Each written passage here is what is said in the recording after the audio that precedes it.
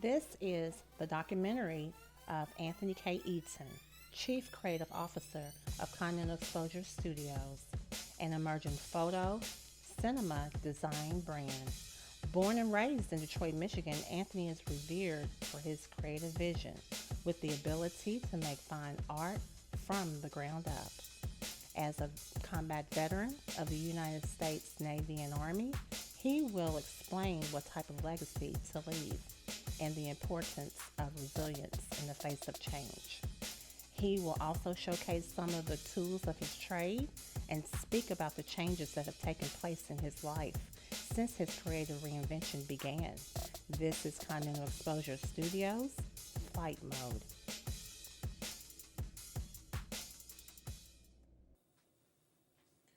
What's your name and where are you from?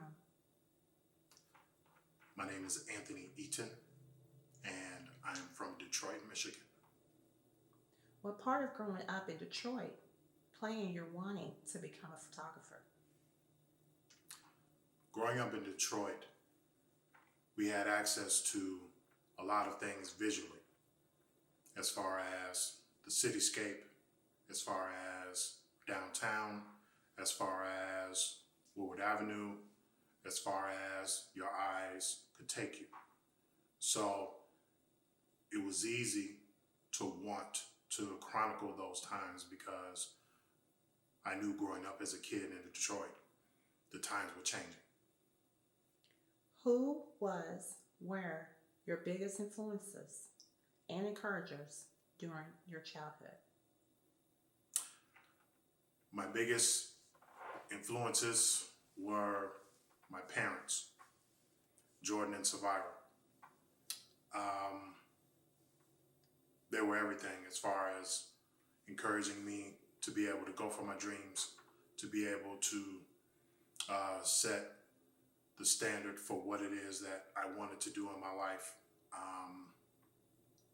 Just the greatest parents, man, a guy like me could have. And, no matter what it is, all the way up until, the end of their days, there were always encouraging words, no matter what. What was your first experience with a camera? My first experience with a camera was actually my older brother's wedding. My father had a Minolta Maxim, I believe, 35 millimeter film camera, and it was something beautiful. It was just a beautiful piece of equipment. And my oldest brother, Tony, got married in Atlanta, Georgia some years ago, many years ago to be exact. And my father gave me the camera and just said, do your best. And I shot and I shot and I shot. I think I went through a couple of rolls of film, but for the most part, that was a very, very, very good first experience with a 35 millimeter camera, thanks to my dad. How did your time in two branches of the military help you discover your eye? The first branch that I joined was in the Navy back in 1990, and having the ability to travel to many different places, Sweden, Finland, Denmark, Norway, Germany, Portugal, Spain, just to name a few, gave me the instance of seeing something different. And especially at that age when you're discovering that there is another side to the world, there is another world far from where you grew up, and the world is not flat. It made me smarten up real quick to be able to chronicle some of those moments because I knew that they would never come again. What does reinvention mean to you?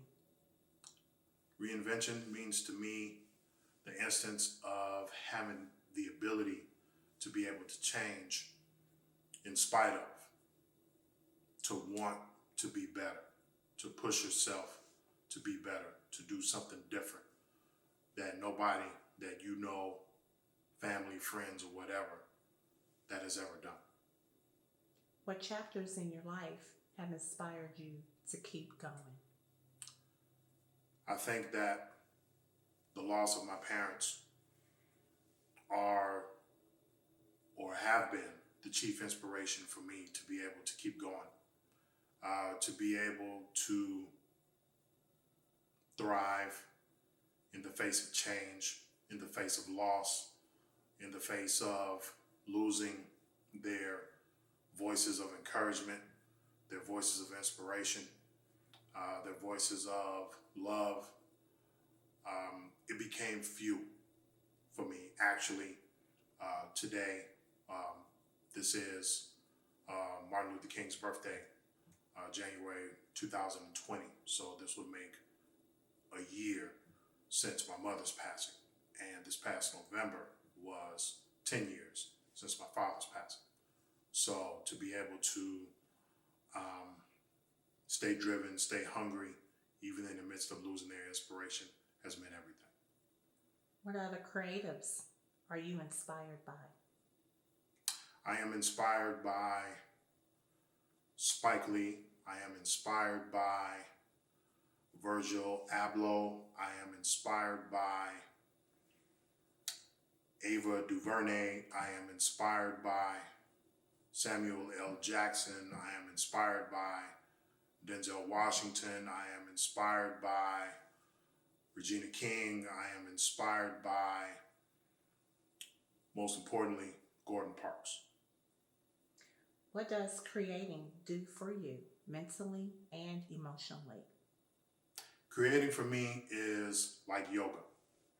It gives me a chance to be able to stretch and bend and push and pull and form and grow and stretch and pull and grow and rinse and repeat. It gives me a chance to be able to bring something to life that was never there. It gives me the chance to be able to chronicle a moment that will never return. It gives me a chance to be able to put sounds together, that will never be made in a certain way again.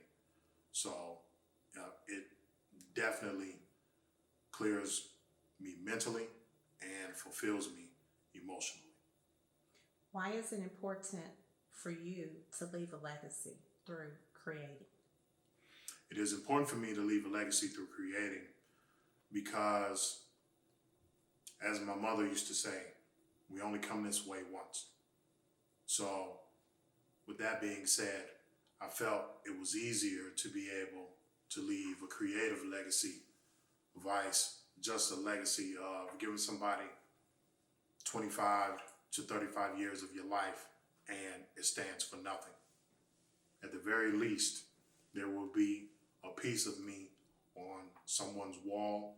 There will be a snippet of me in a pair of ears somewhere. There will be something in some form that I have created that will carry on my name. What other creative talents do you possess? Many other creative talents that I possess are, one, I have the ability to be able to produce music, which came from growing up in Detroit. So many modes of music that I grew up listening to, growing up in the real MTV era, if you will, not the drama. Channel 50 used to have a music video show, and being exposed to bands like Def Leppard and Yes, and guys like that. It was just a great thing, and it was a great time to grow up as a kid. Being able to hear all of that. So a lot of that now reflects in my music production, and also I am an avid painter as well. What sets you apart from other creatives? What sets me apart from other creatives is the joy of the process of creating. You know, a lot of times, you know, we as creatives, you know, we get caught up in the instance of wanting to be seen and heard and things of that nature, and the joy of the process, you know, sometimes gets lost. You know, the process for me, you know, being meticulous, you know, from setups all the way down to the last shot or the last take or the last snare drum or instance of design as far as shoe concept or anything of the sort. You know, it's the process for me that brings me joy. What inspired you to undergo such a laudable undertaking as a filmmaker at the age of 48? As I said beforehand, Gordon Parks is a main source of my inspiration. He was a groundbreaking photographer in his day, having, you know, covered for Life and Vogue and many award-winning personal projects of his own. And when I first got wind and first could comprehend the instance of John Shaft, it was like the Big Bang for me. And to know that, you know, he came from a background of photography and having the ability to make the jump into film, that pretty much did it for me. And he's been part of the main source of inspiration in going through this laudable undertaking, if you will. Do you consider yourself an underdog? I consider myself an underdog for a couple of reasons. One, now in the instance of this creative reinvention and the advent of social media, it can be pretty challenging at times, you know, but luckily I understand what it means to be able to validate myself and not have to worry about any virtual affection, you know, that could potentially affect my creative frame of thinking, if you will. What's upcoming for Continental Exposure? Well, there are a few things coming up for Continental Exposure Studios. We have just been selected for our second film festival of the year 2020. So hopefully there are some more films coming very, very shortly to be able to be viewed by the wonderful public. Definitely some music coming down the pike as well, and also the shoe line that is up and coming as well by the name of St. Anton. Do you have any closing remarks?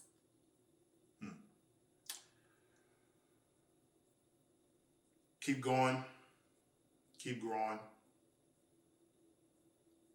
Fall down 9 times, get up 10. Do your best in all your undertakings, creatively and otherwise. Mind your business, and let's go to work.